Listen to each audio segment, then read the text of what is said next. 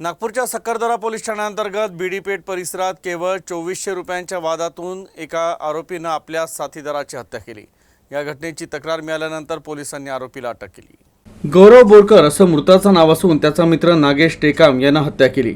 दोघेही जण जुनी बीडीपेठ परिसरातील रहिवासी असून दोघांचीही गुन्हेगारी पार्श्वभूमी आहे। गौरवनं काही दिवसांपूर्वी नागेशला 2400 रुपये उसने दिले होते, ते तो परत मागायचा।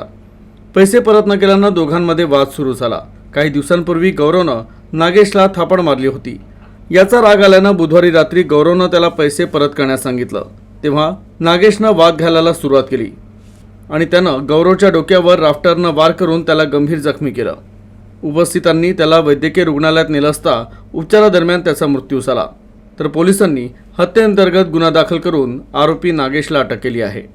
यातील बरोबर आहे। यामध्ये काल पोलिसांना गुन्हा दाखल आहे। यामधील जो फिर्यादी आहे अभिषेक संतोषराव चौधरी हे दिनांक 21/8/2024 रोजी पोलीस स्टेशनला येऊन यांनी तक्रार दिलेली आहे।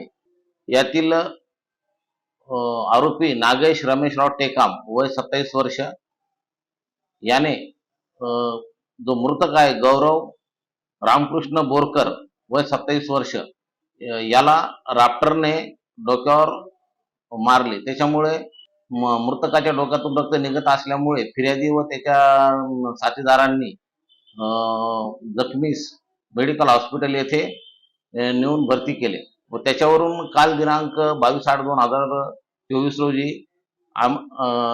पोलीस स्टेशन सक्करदरा येथे 109/352 BNS प्रमाणे गुन्हा नोंद करण्यात आलेला होता।